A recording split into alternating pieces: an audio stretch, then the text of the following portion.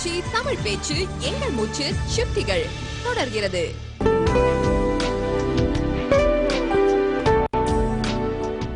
அவையினர் அனைவரையும் அன்னை தமிழின் அடி தொட்டு வணங்குகிறேன். அன்பு வணக்கம். காசிருந்தால் கடைக்கு சென்று பருப்பு வாங்கலாம், காசிருந்தால் கடை தெருவில் காய்கறி வாங்கலாம். ஆனால் காசிருந்தால் தான் கல்வி நிலையங்களில் படிப்பை வாங்கலாம். இந்த இழிநிலை இன்ப திருநாட்டில் இன்று வாய்க்கலாமா? இந்திய அரசியலமைப்பு சட்டம் 45வது பிரிவு என்ன சொல்கின்றது? அனைவருக்கும் இலவச கட்டாய கல்வியை வழங்க வேண்டும் என்று தானே சொல்கின்றது. அன்றைக்கு காமராசர் ஆட்சிகளே கல்விக்கென்று தனி அமைச்சர் இல்லை, ஒரே ஒரு இயக்குனர் நேத்து சுந்தரவடிவேலு. ஆனாலும் காமராசர் கல்வித்துறைகளே புரட்சி செய்யவில்லையா? காமராசரினுடைய மதிய உணவு, இலவச கல்வி, இலவச சீருடை, இலவச புத்தகம் தந்ததை பார்த்து தந்தை பெரியார் சொன்னார் அன்று, இனி பள்ளிகளிலே கடவுள் வாழ்த்து பாட வேண்டாம், காமராசர் வாழ்த்து பாடுங்கள் என்று சொன்னார். இப்படி தாய் தமிழ்நாட்டில் உயர்ந்தோங்கி இருந்த கல்விக்கு இன்றைக்கு அமைச்சர்கள், அதிகாரிகள் என்று ஆயிரம் இருந்தோம். கல்வி கடைசரக்காக மாற்றப்பட்டு விட்டதே ஏன்? மக்கள் நலனில் அக்கறை கொண்ட எந்த ஒரு மக்கள் அரசும் உணவு விளைச்சல், வாழிடம், நலவாழ்வு, சமூக பாதுகாப்பு, கல்வி ஆகியவற்றை தன் கட்டுப்பாட்டில் தான் வைத்துக் கொள்ள வேண்டும். தனியாருக்கு தாரை வார்க்க கூடாது. ஆனால் இன்றைக்கு கல்வி தனியாருக்கு தாரை வார்க்கப்பட்டு விட்டது. இன்றைக்கு கல்வி விளை பொருளாக விற்கப்பட்டு கொண்டிருக்கின்றது. ஒரு நாட்டின் கல்விக்கு செய்யப்படும் செலவினம் அந்நாட்டின் எதிர்காலத்திற்கு வழங்கப்படும் மூலதனம் என்றார் ஆசிய ஜோதி நேரு. கல்வி இன்றைக்கு சிறு முதலீட்டில் பெருலாபம் கொளிக்கும் தொழிலாக மாறிவிட்டது. வீட்டு மனை விற்பனைக்கு அடுத்த நாகரீக தொழிலாக கல்வி ஒரு நுகர்பொருள். கல்வி ஒரே நுகர்பொருள். ஆம், செய்தித்தாள்களிலும் தொலைக்காட்சிகளிலும் விளம்பரம் என்றால் கல்வி ஒரு நுகர்பொருள் தானே. இப்படி ஆங்கில பள்ளிகளிலே இடம் கிடைக்க வேண்டுமா? விண்ணப்பம் பெற 3 நாட்களுக்கு முன்னரே வரிசையில் இடம் பிடிக்க வேண்டும். பிறகே பிள்ளைகளை சேர்க்க பெற்றோருக்கு நேர்முக தேர்வு. பிறகு பிள்ளைகளை சேர்க்க பெற்றோருக்கு நேர்முக தேர்வு. கட்டாயம் பெற்றோர்கள் பட்டப்படிப்பு படித்து இருக்க வேண்டும். பிறகு 10,000 முதல் 1,00,000 வரை நன்கொடை என்ற பெயரிலே கட்டணை கொள்ளை. இப்படி மழலை கல்வியே மழை போல கட்டணை கொள்ளை என்றால் இங்கே அடிப்படை கல்வியே விளை பொருளாக மாறி விற்கப்பட்டு கொண்டுதானே இருக்கின்றது. உலக பொதுமறை தந்த வள்ளுவர் என்ன ஆங்கிலம் படித்தவரா? கிமுவை தாண்டி கிபியிலும் கம்பீரமாய் நிற்கும் கல்லணையை கட்டிய கரிகாலன் என்ன ஆங்கிலம் அறிந்தவனா? இப்படி ஆங்கில அறிவில் தான் உயர முடியும் என்று போலித்தனமான நம்பிக்கை நம்மிடையே இருக்கின்றது. ஆம், இன்றைக்கு அமெரிக்கா போன்ற நாடுகளின் பச்சை எட்டை வாழ்வுக்காக போலித்தனத்தில் மூழ்கி கிடக்கின்றோம். அண்டா குண்டா அடகு வைத்து ஆரம்ப கல்வி, நஞ்சை புஞ்சை விற்று உயர்நிலை மேல்நிலை கல்வி, அதற்கு மேலே 5 லட்சத்திற்கும் 10 லட்சத்திற்கும் குப்பனும் சுப்பனும் எங்கே போவார்கள்? எண்ணி பார்க்க வேண்டும். 10ஆம் வகுப்பு பாடங்கள் 2 ஆண்டுகள், 12ஆம் வகுப்பு பாடங்கள் 2 ஆண்டுகள் என்று படி என்று சொல்லி இன்றைக்கு கட்டணத்தை கொடு என்று அளவா கேட்டுக்கொண்டிருக்கின்றனர்.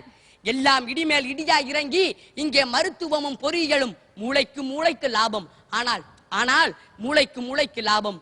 இப்படி கல்வி இன்றைக்கு விளைபொருளாக மாறிக்கொண்டிருக்கின்றது. அது சரி, ஆண்டிற்கு 50 லட்சம் கட்டி படிப்போரிடம் நாம் எப்படி தேசப்பற்றையும் மனிதாபிமானத்தையும் எதிர்பார்க்க முடியும்?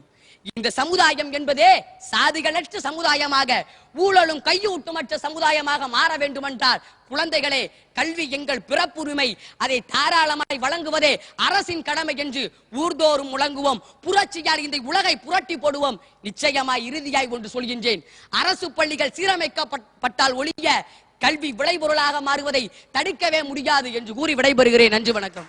அழுத்தமாக 2 செய்திகளை நான் பார்க்கிறேன். ஒன்று, கல்வி என்பது எப்படி கடைச்சரக்காக ஆகியிருக்கிறது. இரண்டாவது, கல்வி என்பது எப்படி மேல்தட்டு மக்களுக்கு மட்டும் என்று மாற்றப்படுகிறது என்கிற 2 செய்தியையும் உன் பேச்சு வெளிப்படுத்தியது. அதாவது பெற்றோர்களுக்கு நேர்காணல் வைப்பது இருக்கிறது பாருங்கள், அடிப்படையாக தடை செய்யப்பட வேண்டிய ஒன்று. எதற்காக என்றால், நன்றாக படித்தவர்களின் பிள்ளைகளுக்குத்தான் பள்ளிக்கூடத்திலே இடம் என்றால் படித்தவன் பிள்ளைதான் படிக்க வேண்டும், படிக்காதவன் பிள்ளை படிக்கக்கூடாது என்கிற இன்னொரு குலக்கல்வி திட்டத்தினுடைய வேறு வடிவம் அது. எனவே அது கண்டிப்பாக எதிர்க்கப்பட வேண்டிய செய்தி. அதுபோலவே நல்ல மதிப்பெண் வாங்கிய பிள்ளைகளுக்குத்தான் இடம், பணம் கொடுக்கிறவர்களுக்குத்தான் இடம் என்று சொல்லுவதெல்லாம் எப்படி இருக்கிறது என்றால், யார் மதிப்பெண் குறைவாக வாங்கியிருக்கிறானோ அவனுக்குத்தான் கல்விக்கூடத்திலே முதல் இடம் கொடுக்க வேண்டும். நல்ல மதிப்பெண் வாங்கியவனுக்குத்தான் எங்கள் கல்லூரியிலே அல்லது கல்வி நிறுவனத்திலே இடம் என்றால் அது எப்படி இருக்கிறது என்றால், யாரெல்லாம் ஆரோக்கியமாக இருக்கிறார்களோ அவர்களை மட்டும்தான் நாங்கள் மருத்துவமனையிலே சேர்த்துக் கொள்வோம் என்பது போல இருக்கிறது. நோயாளிகளுக்கு மருத்துவமனை இல்லை, யார் ஆரோக்கியமாக இருக்கிறார்களோ அவர்களுக்குத்தான் என்பதை போல இருக்கிறது. அந்த ரெண்டு செய்திகளையும் உன்னுடைய பேச்சிலே அந்த தெளிவாக பாலமுருகன் வரையறுத்திருக்கிறாய். வேகமான பேச்சு, சமூகம் சிந்திக்க வேண்டிய பேச்சு. வாழ்த்துகள். நீங்க சொல்லும் பொழுது நல்ல அதிகாரிகள், பெரியவர்கள், அதிகார ஆட்சி பொறுப்பில் இருக்கக்கூடியவர்கள் தங்கள் பிள்ளைகளை அரசு பள்ளிக்கூடங்களில் அனுப்ப மறுக்கிறார்களே, என்ன காரணம் என்று நீங்கள் கேட்ட கேள்வி ஆழமான கேள்வி. ஏனென்றால் இந்த பள்ளிக்கூடத்தில் படித்தால் சரியா வராது என்று எப்பொழுது ஒரு அதிகாரிகளும் ஆட்சியாளர்களும் கருதுகிறார்களோ அப்பொழுது அவர்கள் தீட்டக்கூடிய திட்டங்களில் மாபெரும் குறைபாடு இருப்பதாக பொருள். அதை நீங்கள் சிந்தித்து சொல்லி இருக்கிறீர்கள். இது ரொம்ப சிரமமான ஒரு சிந்தனை, ரொம்ப சிரமமான விஷயம். ஆனால் இந்த சிரமமான விஷயத்தையும் அழுத்தமாக நீங்கள் பதிவு செய்திருக்கிறீர்கள். இது மக்களினுடைய ஒட்டுமொத்த ஒடுக்கப்பட்ட மக்களினுடைய ஒரு குரல். இந்த குரலினுடைய வெளிப்பாடாக உங்களுடைய பேச்சு அமைந்ததாக நான் நினைக்கிறேன். வாழ்த்துக்கள். பாலமுருகனுடைய இந்த தலைப்பு எனக்கு ரொம்ப பிடிச்ச தலைப்பு. ஏன்னா நான் இப்ப சந்திரயானுக்கு பிறகு நிறைய பள்ளி கல்லூரிகளுக்கு போக வேண்டிய வாய்ப்பு இருக்கு, நிறைய பார்க்க வேண்டிய வாய்ப்பு, நிறைய உணரக்கூடிய வாய்ப்பு எனக்கு கிடைச்சிருக்கு. அதே வழி நான் வந்த வழியும் பார்த்துருக்கேன், ஒவ்வொரு இடத்துலையும் போகும்போது பார்த்துருக்கேன். ஏன்னா நான் முழுக்க படித்தது அரசாங்க பள்ளிகளில், பஞ்சாயத்து பள்ளிகளில். ஏன் கல்லூரிக்கு வந்த போதும் கூட நான் அரசாங்க கல்லூரியில் தான் படித்தேன். ஓகே, அந்த நிலையில் இருந்துட்டு இப்போ இருக்கக்கூடிய நிலையை என்னால் பார்க்க முடியுது. அதனால எனக்கு வந்த வழியிலிருந்து இப்போ இருக்கக்கூடிய இடங்களை பார்க்க முடியுது. கண்டிப்பாக நிறைய இடங்களில் கல்வி வர்த்தகமாக இருக்குது, என்னால் உணர முடியுது. ஆனால் அது ரெண்டு வகையில் இருக்குது. ஒன்று என்ன ஆகுதுன்னா, அது ஒன்று பண்ணாங்கன்னா அதனுடைய தாக்கம் அங்கே, அரசாங்கமே எல்லாத்தையும் செஞ்சிருக்க முடியுமாங்கிறது இன்னொரு விவாதத்துக்குரியது ஒன்று.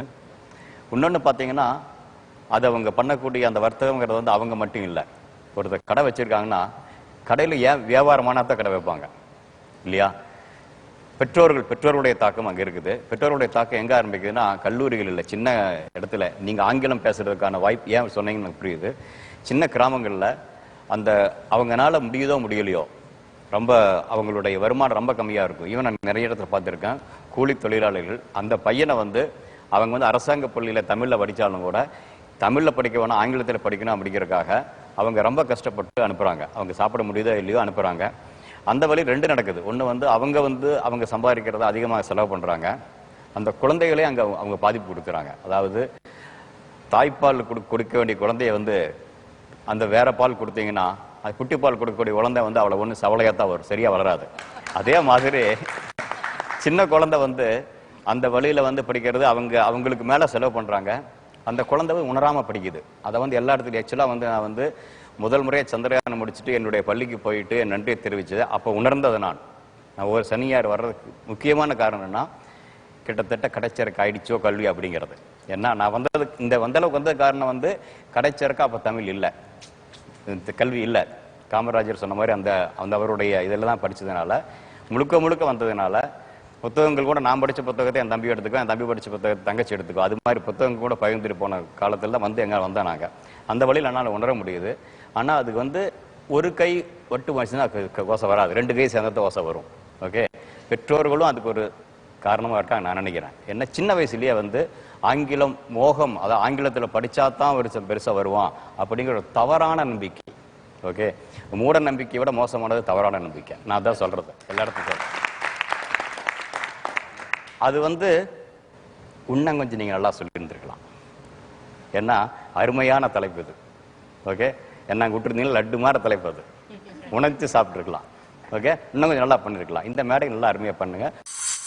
ஆச்சி தமிழ் பேச்சு எங்கள் மூச்சு சுட்டிகள் ஒரு சின்ன இடைவேளைக்கு பிறகு தொடர்ந்து பார்க்கலாம். ஆச்சி தமிழ் பேச்சு எங்கள் மூச்சு